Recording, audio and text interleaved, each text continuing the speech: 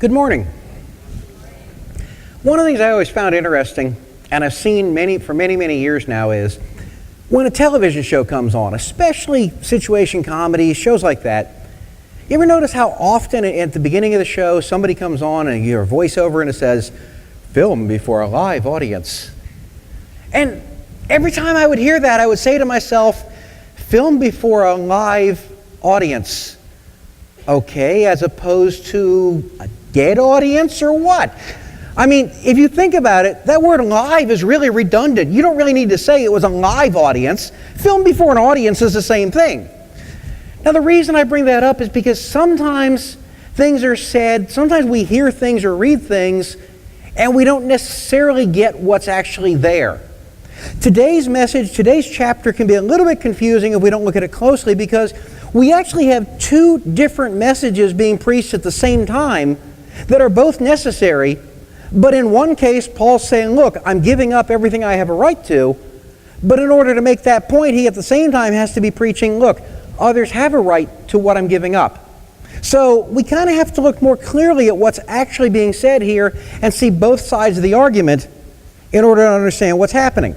We also have to understand that chapter 9 is still clearly in the context of chapter 8. Remember, what was chapter 8 about? Chapter 8 was Paul saying, it's fine to eat meat sacrificed to idols, but if you're going to offend your brother's conscience, it's better not to do it. And as an apostle, Paul was saying, I'm willing to give up meat entirely if I have to, just so that I don't offend my brothers. So the reason I say this in a context is he's still talking about what he's giving up, and we're going to see in verses 3 and 4, he actually still references directly back to the meat offered to idols. Now, one of the things is this chapter is somewhat uncomfortable to preach in one respect, because it's actually talking about financial compensation for those who are preaching the gospel in various ways. And we're going to discuss how in a minute here, or in a little bit here. But I want to tell you why I'm preaching this chapter in chapter 9. Because if you notice carefully and you look in your Bible, what you're going to find is chapter 8 comes before chapter 9, and then chapter 9 comes along. That's why we're preaching it. We don't skip chapters here. We don't preach chapters based on, did I want to preach that today? Did I feel like preaching it or anything else? We preach chapters based on the fact of, we go through a book in the Bible and we preach everything that's there, whether we're comfortable with it or not. That's why I'm preaching chapter 9 today, or the first half of it today. Now, one of the things that becomes awfully confusing is that chapter 9 is talking about these special compensations, for example, for people that are doing certain jobs, yet haven't we preached over and over and over here that every person who's a believer in Christ has a gift from the Holy Spirit and they should be using it? And we're obviously not talking about paying every person sitting in the pews here, okay? And it is confusing in one respect because every believer has a gift and an obligation to do that. From a practical standpoint, Paul is talking about things that go practically beyond that, especially when it comes to the fact of people who are doing so much work they don't have the time to earn a living on their own. And again, we'll get more into that as we go into this. The other thing is that the main topic of this is actually Paul renouncing his rights, but he also makes it clear that there's a responsibility of the churches in certain cases to pay the people doing the work. This is something that we really don't generally discuss here at Grace. And the reason we don't discuss it here is because we have an elder-led model and all of the elders already have their own means of support. So because of that, we don't really have to discuss this as such, but it still needs to be discussed because it's in the Bible. Now, if we look at verses 1 and 2, Paul says, am I not free? Am I not an apostle? Have I not seen Jesus our Lord? Are you not my work in the Lord? If to others I am not an apostle, at least I am to you, for you are the seal of my apostleship in the Lord. Why is Paul all of a sudden talking about the fact that he's an apostle? Why is he saying, hey, look at me? Well, number one, he's trying to say, of all the people you will ever meet in the church, if you want to look at who, I hate to use the word ranks, but ranks the highest in the church, it's Paul. He was an apostle. We don't have apostles anymore. But the apostle was the highest church office. The apostle had more authority than the elders, had more authority than anyone else they would meet. But, again, we don't have apostles now, but the office of apostle was an office that where Paul was saying, look, this is not quite, but almost like the CEO walking in or the president walking in or something. From a standpoint of the hierarchy of the church, at that point in time, Paul would have been right at the top. Now, he's not saying this to say to them, look at how great I am. That would be a mistake to think that. What he's saying is, if anyone has the right to take from the church, it would have been Paul. Yet he didn't do that. And the other thing he's saying to them is, even if other people don't recognize my apostleship, you of all people in Corinth should recognize it, because Corinth was the direct work of Paul. And they should have known, no matter what, the Corinthians were essentially, he uses the word his seal, essentially the proof of what he had done, the proof of his apostleship. So in Corinth, there should have been no one saying, no, I don't think Paul's an apostle or something like that. It should have been unquestionable. So all of verses 1 and 2 are a setup to say, here is the authority I have, and here's what you need to understand. But then he's going to go on to show how that authority is used and not used. Now, if we look at verses 3 and 4, it says, my defense to those who examine me is this: do we not have a right to eat and drink? Well, he's going right back to chapter 8 at this point in time. Remember, chapter 8 was Paul saying, I will voluntarily not eat, but I have the right to eat. Of all people, an apostle would have understood his freedom in Christ better than anyone else. And Paul understood his freedom in Christ. But what he was saying is, I'm going to voluntarily not eat in chapter 8, but then he's also turning around here and saying, wait a second, for you people who are going to nitpick and look at me and say, why are you doing this, why are you not doing this, I have an absolute right to do this if I want to do this. And again, that's critical, because what was happening is, I think you had people saying that Paul would have been sinning if he had ever actually eaten the meat. It wouldn't have been a sin. It's just that Paul chose not to do it to help the weaker brothers. And certainly as an apostle, he had more right than anyone else did. By the way, you're going to notice today the interpretation is relatively straightforward. We're going to go through that a little bit faster today, but we're going to have more application we need to discuss here also. Now, if we look at verses 5 through 7, verse 5 says, do we not have a right to take along a believing wife, even as the rest of the apostles, and the brothers of the Lord, and Cephas? Cephas is Peter, by the way. What he's saying is, hey, these guys had wives. Don't I have the right to take a wife? Now, one of the things that comes up is Paul evidently did not have a wife as he ministered on his trips. But what's interesting here is Paul pretty much certainly had to have been married at one point in time. The reason? If anybody knows Jewish history, you'd understand this. Paul was on the Sanhedrin. You couldn't be on the Sanhedrin if you were a single guy. It was only married men on the Sanhedrin. So Paul had to have been married at one point in time, but then one of two things most likely happened. Number one, it's possible his wife died. Number two, it's also possible that when Paul became a believer, his wife left him. Remember the instructions we got in chapter 7 on singleness, and if you become a believer and your spouse leaves you because you're a believer, it's okay, let him go. Well, it's very possible Paul may have been speaking from personal experience here. We don't know. No one knows for sure what happened with Paul's marital status, but we do know he pretty much would have had to have been married at one point in time, and that at this point in time he was not married. Now, it's also interesting, just kind of a little bit of a tangent, but interesting here, it talks about him having a right to take a believing wife.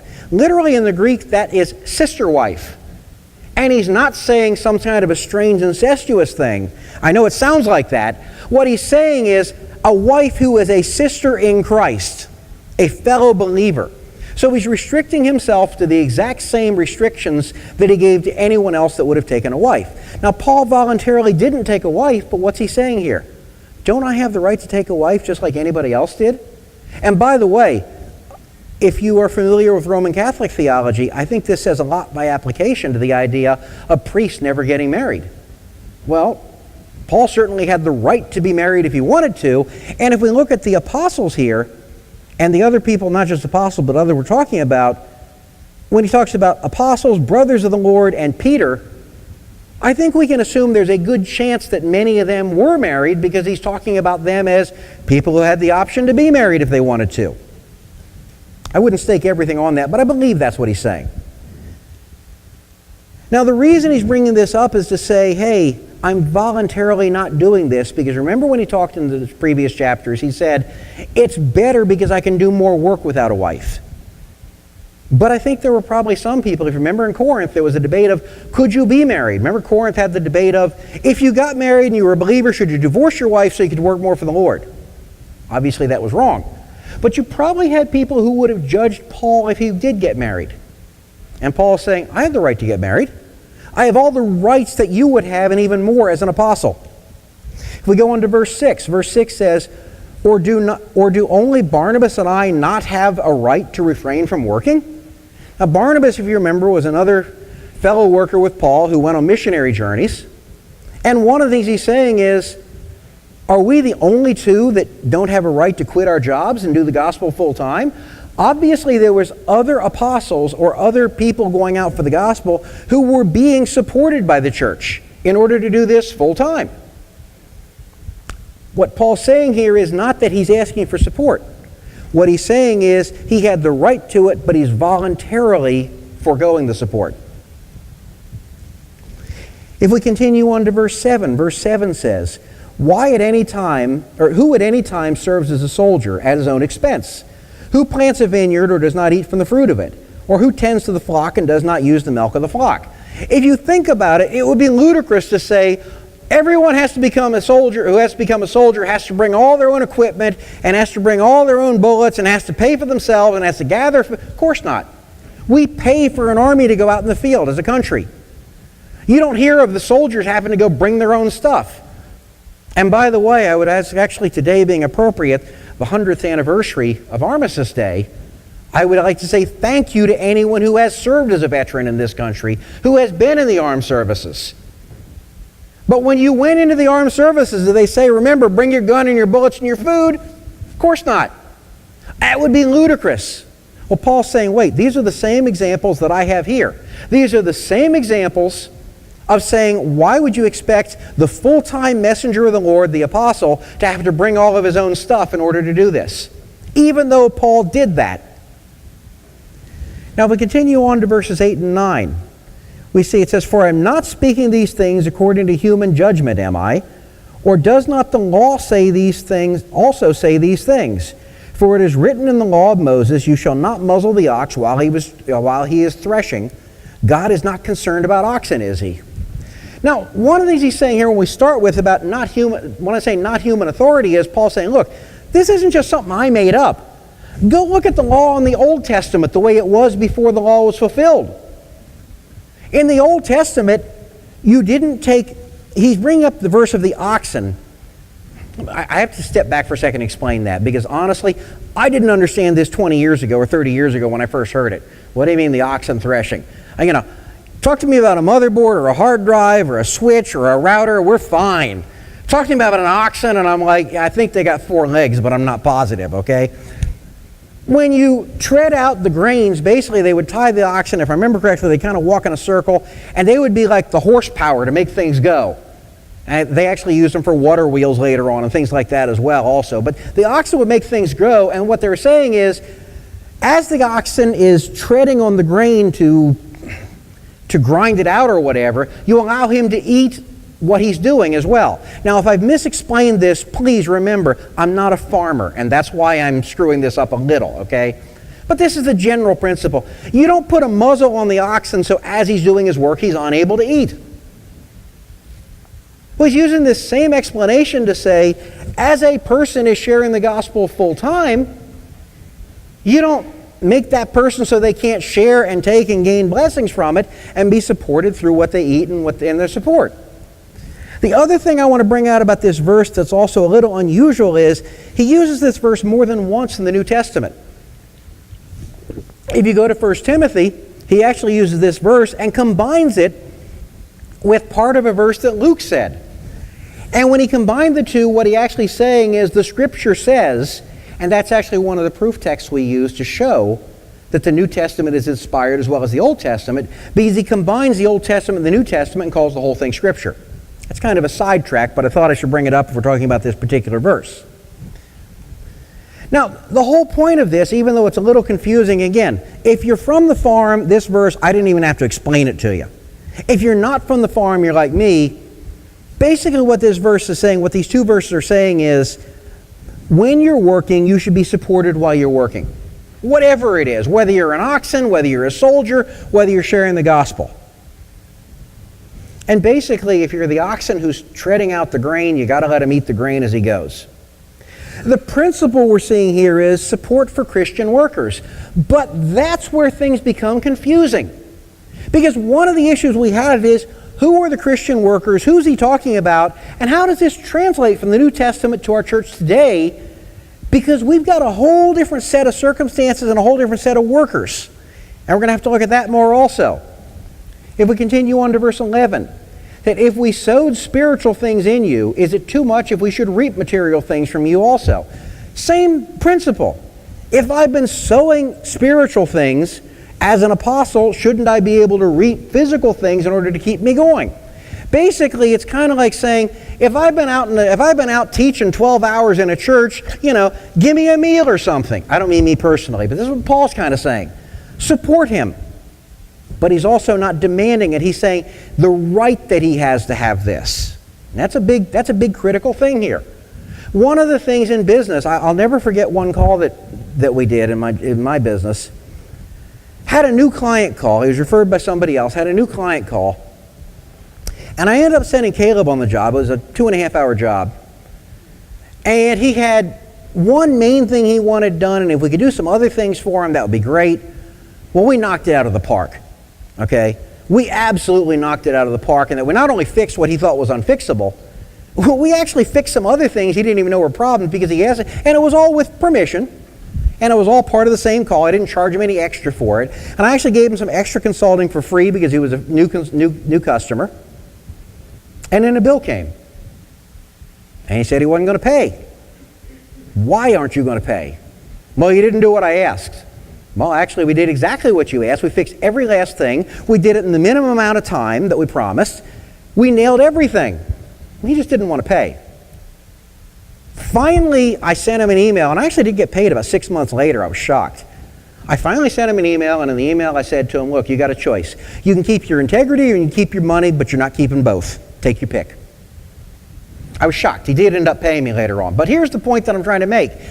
If you were a client of mine in computer networking, and if you call me out or I send Caleb out and we do the work, or Daniel when he's working for me, if we go out and do the work on the site, okay, and you decide you don't want to pay, guess what's going to happen the next time you phone with an emergency? We're not coming out. Now, there's a very, very rare circumstance for this to happen because fortunately for us, we do a great job and people want us to keep coming back. But we expect to be paid. That is the principle in business. If you go ahead and call us out for a job, we expect to be paid. You don't pay, we don't work. It's that simple. That's a normal thing, and in any business you would say that. And if I said to you, yeah, we go out and pay, we go out and work, and whether we get paid or not, you'd look at me and go, huh, what are you talking about? It's the same principle here that Paul was bringing up, as he's saying he had the right to be paid for what he was doing. Because spiritual work is of value, and that value deserved to be paid. One of the things sometimes we have the opinion of is, oh, it's only spiritual work, that's not a value. Well, actually, it is of value. More valuable than computer networking, as much as I like it. If we go on to verse 12, in the first half it says, if others share the right over you, do we not more? And what he's actually saying there when he's talking about this right is, there are other people who you've seen deserve to be paid, yet don't we deserve to be paid also? Not that he's asking for pay, because remember, he's voluntarily foregoing it, but he has the right to it. And if we look at the last half of verse 12, it said, nevertheless, we did not use this right, but we endure all things that we may cause no hindrance to the gospel of Christ. One of the things you have to remember is Paul was what we call a tent maker. Literally a tent maker, meaning he sewed up tents. Okay? The reason was because he had to earn a living because he was not taking money from them. What he was saying is, I have the right to all this, but voluntarily I am not doing it because I don't want to be a hindrance to the gospel. And that doesn't apply to all circumstances, but in Paul's case, one of the reasons he said that is, remember, Corinth was a very immoral city. And as an immoral city, not only immoral, but it had a lot of deities, a lot of gods. It's very common for people to come in, I got a new religion, a new idol, a new deity, whatever, okay? Or even for the existing religions. You want to really get blessed? I got a great little statue here for you to buy, okay? Corinth is a city where it would have been common for people to try to extract money for getting divine blessing. Essentially, idol worship prosperity gospel, I guess is the way I would put Corinth, okay? Now the reason I bring this up is because Paul said, I don't want to appear like I'm one of these people bringing the idols in and the false gods, so to distinguish myself, I'm going to voluntarily reject pay. He was setting himself aside to say, look, I'm not like the others because the others, they've all got ulterior motives. They want you to give them money. I'm bringing you something for free. I'm bringing you the gospel. So as an immoral city, it was critical in that circumstance for Paul to set himself aside. And let's face it, if we take that to what's happening today, man, today, if you say the word preacher, pastor, elder, whatever to your average person on the street, even to a lot of church members, what's the first thing that come to mind? 100 years ago it would have been, brings the gospel, preaches the message, ministers, etc. Today, greedy. Let's face it, it's a fair cop. A lot of these guys are incredibly greedy. You've got prosperity gospel going on. You've got pastors that won't come in unless they're brought in by limousine and have a red carpet rolled out for them to walk into their church. You've got one guy who's arguing about the fact that he needs $60 million from his people because he needs a brand new jet aircraft. And if that wasn't bad enough to hear Creflo Dollar to do that, you got another televangelist, two other televangelists, Kenneth Copeland and another one, sit down on a TV show and argue about why they needed planes that were even better than $60 million airplanes. Yeah, they're greedy slime balls. Was that clear enough? And you know something? It's deserving of many people today who are supposedly bringing the gospel to be called greedy. They're looking out for themselves. I don't even consider those people I mentioned gospel-preaching people. They're money-grubbing people who are preaching money, period. In some cases, even today, we almost need to set ourselves aside to prove that we're not in it for the money, not because of what we've done, but because of the reputation that's been given to pastors and preachers and elders, etc., by other people who are frauds. Now, if we continue on in verse 13, it says, "Do you not know that those who perform sacred services eat the food of the temple, and those who attend regularly to the altar have their share with the altar?" One of the things, if you look in the law of the Old Testament, you'll find, is that we think about these sacrifices being brought and sacrificed to God, and that's true. But have you ever read carefully what happened with the meat sacrifices, the grain sacrifices, etc.? It wasn't just offered to God. A lot of times they would burn the meat, for example, and God would smell the meat and it was wonderful, but the priest would eat the meat. The people taking care of the temples would take the meat. For that matter, even in Corinth with the idol worshippers and stuff, they would partake of what was brought to them. But in the Old Testament, certainly in the temple, the people, you didn't have the Levites, for example, being told, oh yeah, make sure you go get a job doing this, or you also got to be a farmer because you got to raise your... No, the Levites were taken care of. The Levites never got land when the land was distributed. Why? Because the Levites should be taken care of by the entire tribe of Israel. So even from their own background, they would have known that the priests got taken care of, and the people working in the temple got taken care of. Then we hit verse 14. "So also the Lord directed those who proclaim the gospel to get their living from the gospel." I think a better translation, and many of the newer translations actually have commanded instead of directed. God commanding that those who proclaim their gospel get their living from the gospel. Now there are some caveats to that, like I said, voluntarily renouncing it, which is what Paul did. But there's a principle set out that if you're going to take and be preaching the gospel full time, you need to be compensated for it. Now that's the interpretation of this, but it becomes really, really confusing when we start to look at this and how to apply this. Because we're not exactly in the same circumstances as the first century. We have different church offices that have been made up from the first century, and there's a lot of differences. The first thing we have to look at is to say there is a principle of supporting Christian workers, but who are the Christian workers it's talking about? Are they missionaries? Are they pastors? Are they elders? Are they apostles? Well, first off, we can rule out apostles right off the bat. The reason? Because apostles had to personally know Jesus Christ. Paul qualified as apostle because of his meeting on Damascus Road. But other than that, if you did not meet Jesus Christ personally, you're not an apostle. When I used to teach at WBC and at LBC, I had people actually come in and try to call themselves apostle so-and-so. Never once would I refer to that person as apostle. They were not apostles, I guarantee it. Matter of fact, they were barely Bible college students. But they certainly weren't apostles. So we can rule that out. But one of the things we have to remember is Paul was not a pastor and Paul was not an elder.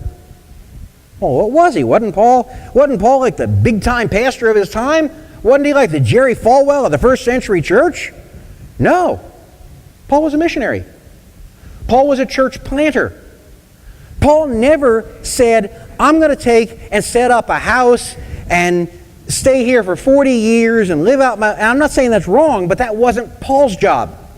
So the first thing we have to look at is when we talk about the principle of supporting Christian workers, at least in Paul's time, primarily, I think he was talking about missionaries. He was talking about apostles. And I think in general, there probably were not full-time elders at that point in time, although if they were, they should have been paid. And not only that, in some cases, part-time elders might have been given some. But in general, we have to remember, these don't necessarily translate directly to us. So before we start making application, we got to say, okay, the application we're going to make can be a little fuzzy here, okay? Now, the other thing you might say to yourself is, wait a second. Remember, we talked earlier, every believer has a gift. If you use that gift, you're working for God. So should you get paid for it? I mean, after all, if I'm going down the street and I witness to some guy, you're going to give me $5 for witnessing to him? Is it a pay-per-go as far as witnessing or discipling? You want to get discipled. Bring your checkbook. Let's see how much you got. Let me run a credit check first and see how much knowledge it can teach you, okay? That's not the way it works. And what I'm saying is, we're going to see there are practical things we're talking about here more than just spiritual things. We're talking about practical issues, okay? In most of our cases, if we're walking down the street or we meet somebody at work or we see somebody, our neighbor or something like that, and we share the gospel for them, generally it did not cost us money. It didn't mean you didn't have a house to live in. It didn't mean that you couldn't earn enough to feed your family that day, okay?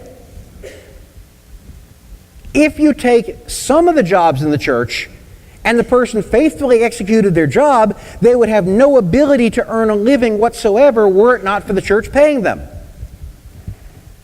And in general, while we're talking about full-time positions, we may also say in some cases part-time positions should get part-time compensation. That's fine. And I will say this, in my own personal case, I have support because I have a networking company. Do I make less money because of what I do here? Yes, I do. But there's a difference here. I voluntarily forego support, which is what Paul was doing. The point being is, if you voluntarily forego it, that's one thing. But there is a principle in the Bible of paying those who need the support, who are working on the gospel. One of the other things to look at from a practical standpoint when looking at whether to compensate a person or not is, have they been trained for the job? Have they put time in to do it? Have they spent a number of years sacrificing or going through getting various, and I don't mean a degree makes you smarter or better, but let's face it, it takes time and money to earn degrees. I've done 120 credits of graduate work in theology. Well, theology, Old Testament, etc., okay? That takes a long time. Fortunately, in my case, I was able to do it.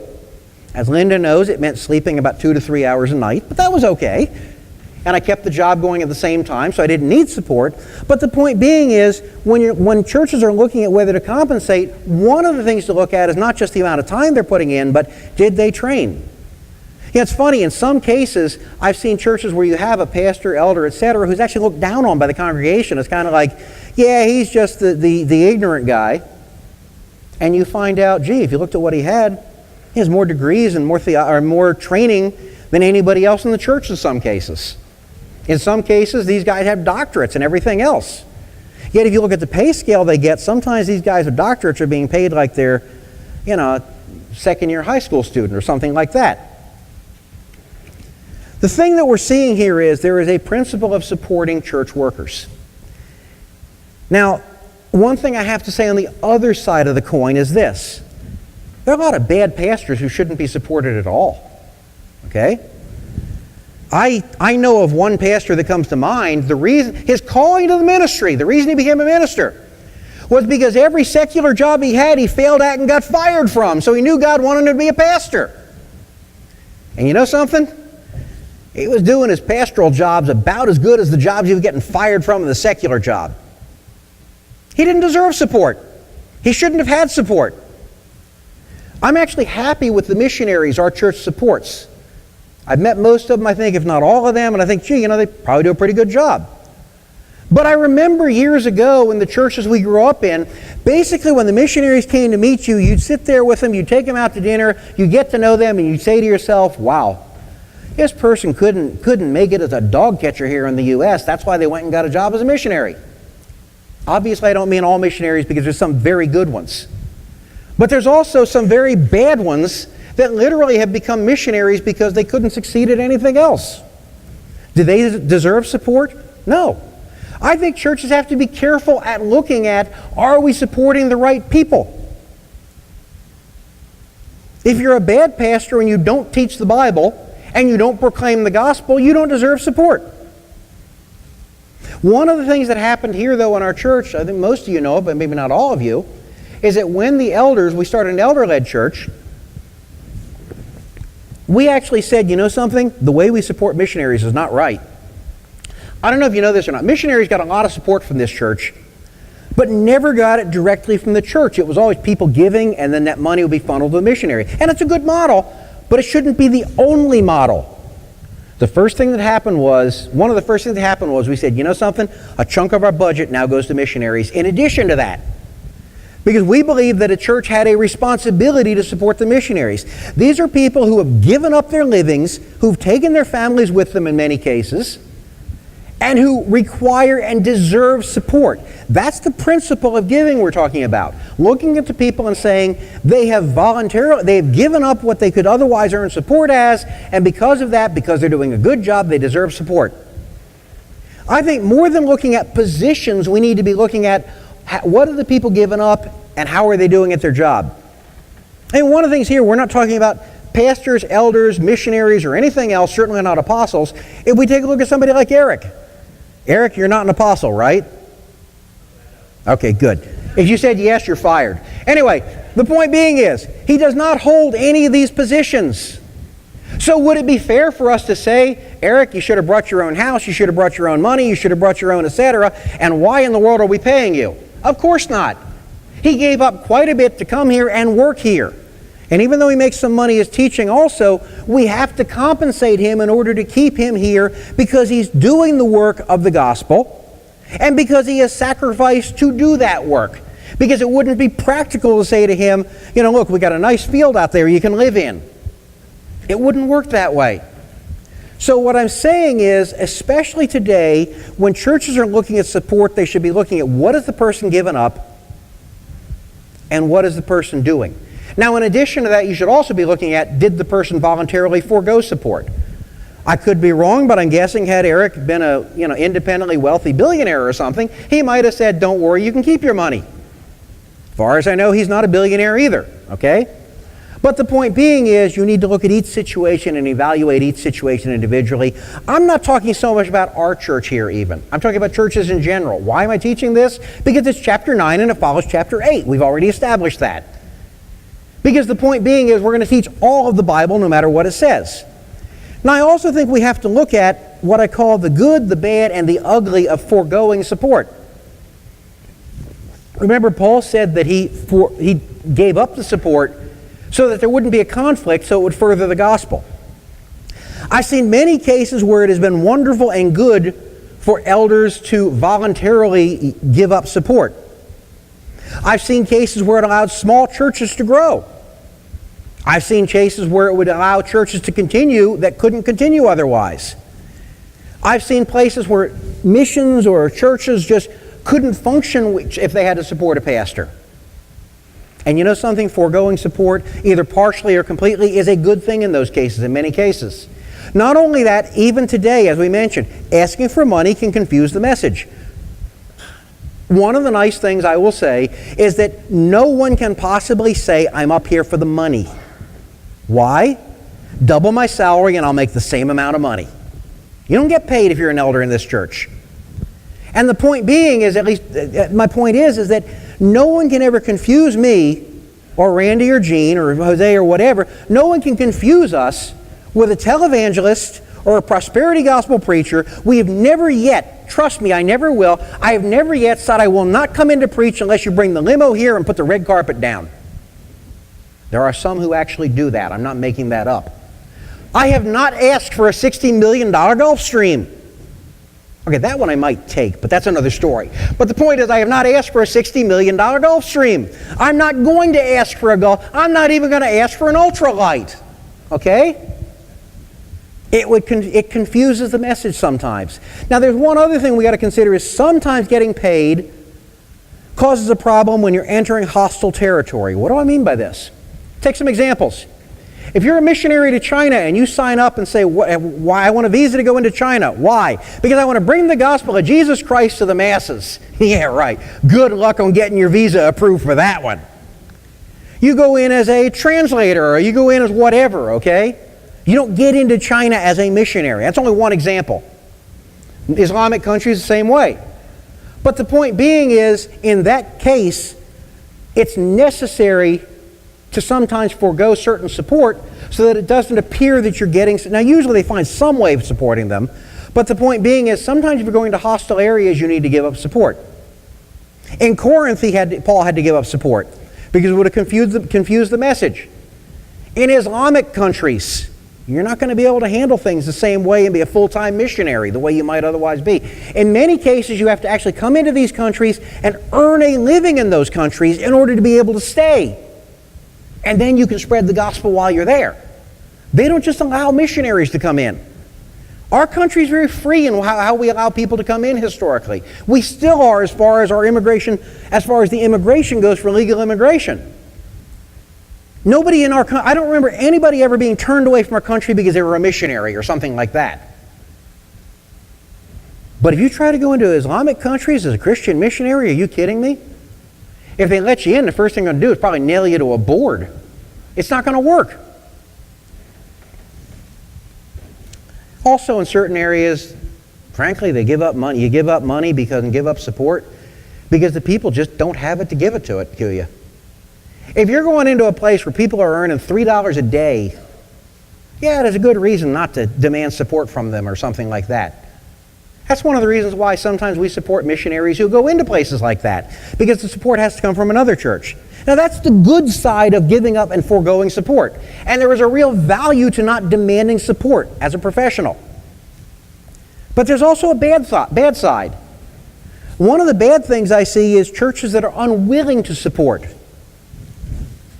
Sometimes there's a mentality in the church that the minister either isn't a professional like other people are, or that he should be willing to suffer for Christ. And if he's willing to suffer for Christ, why should he need money and food and housing like the rest of us? And that happens a lot of times. I've seen that in a lot of churches. In addition to that, I've seen churches that if the minister is kept at the poverty level, he should be grateful for it, because after all, we're giving him poverty level support. And I'm talking about churches in general here. I'm not thinking about any particular church, but I've seen this in churches over and over again. I know of people who spent their entire life working on ministering to congregations and sharing the gospel. I know of one guy who I don't think ever earned more than $7,000 a year as a full-time pastor for 45 years. Maybe $7,500. It was somewhere in that area. He told me that was the most he ever made. When he retired and went on to Social Security, which, by the way, not all ministers get, because some of them had to give that up in order to get enough money to continue working. But when he retired, believe it or not, Social Security was a giant increase in salary from what he had ever gotten in his entire life. And sometimes churches think people should be grateful for that. The other part of the bad that I see is that some churches only look internal.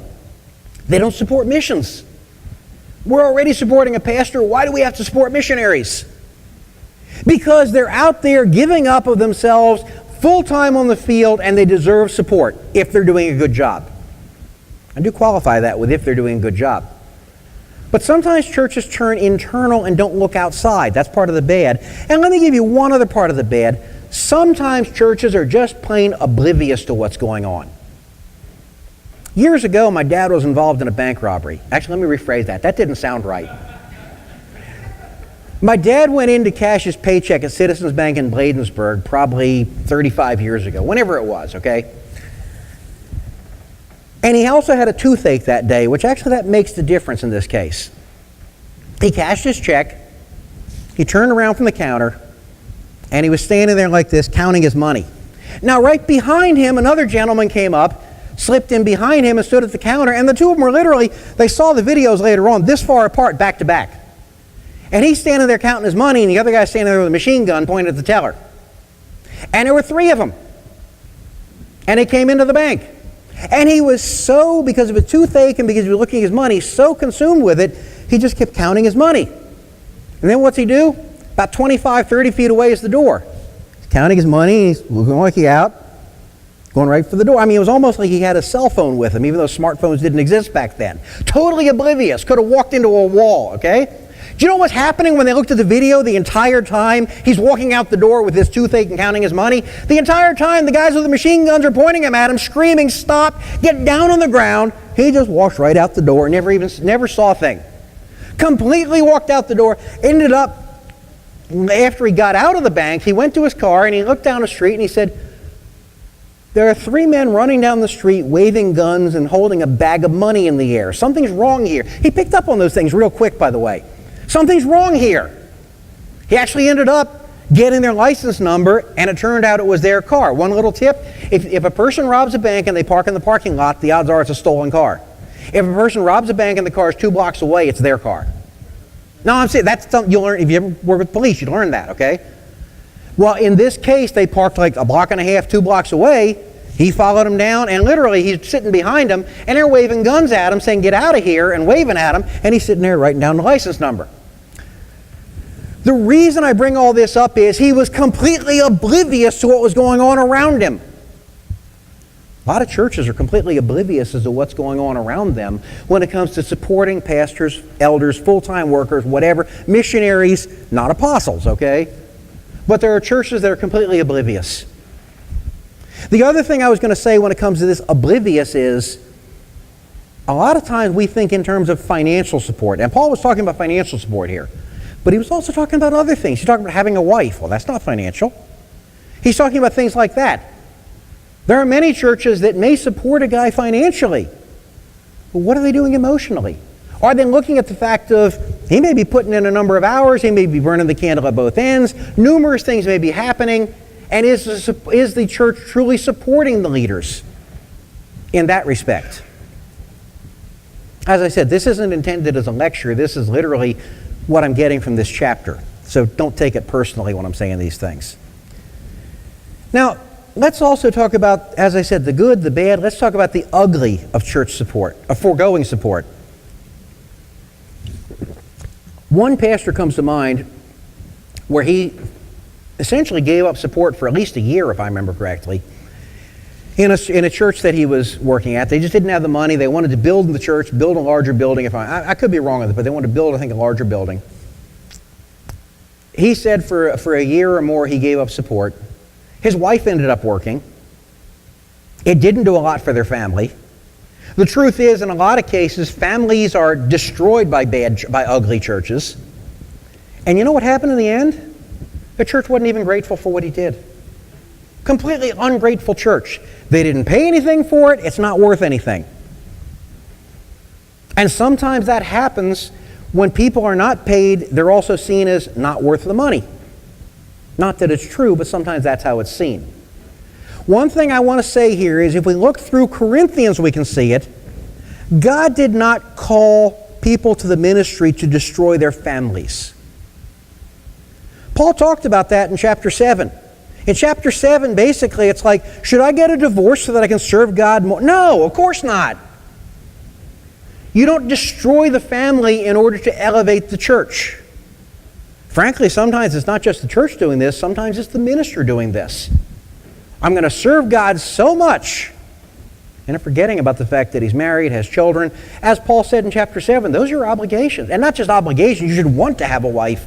I mean, if you're married, you should be happy with it. The point being is, some churches see it as, hey, you don't really deserve that because, you should be serving God. If you serve God, you don't have to worry about your family. Not true. God has never called a person in the ministry to destroy a family. It's one of the reasons I mentioned before. We do not support missionaries here who take their children and send them off to boarding school in some other country while they go minister for the Lord. I don't think that's right. I don't think God ever called us to do it. I think it's fine to take the kids with them. It's fine to go on furlough and stay with the kids. But I don't think God called us to separate the families and send the kids to another country or something like that.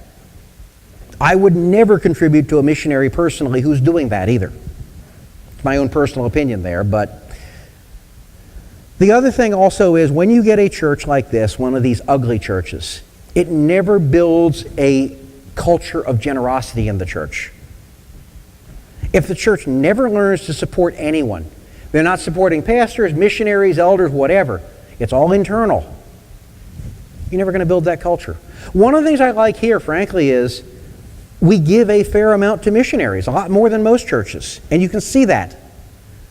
And I'll say this also, we don't do what I saw in another church that I attended years ago.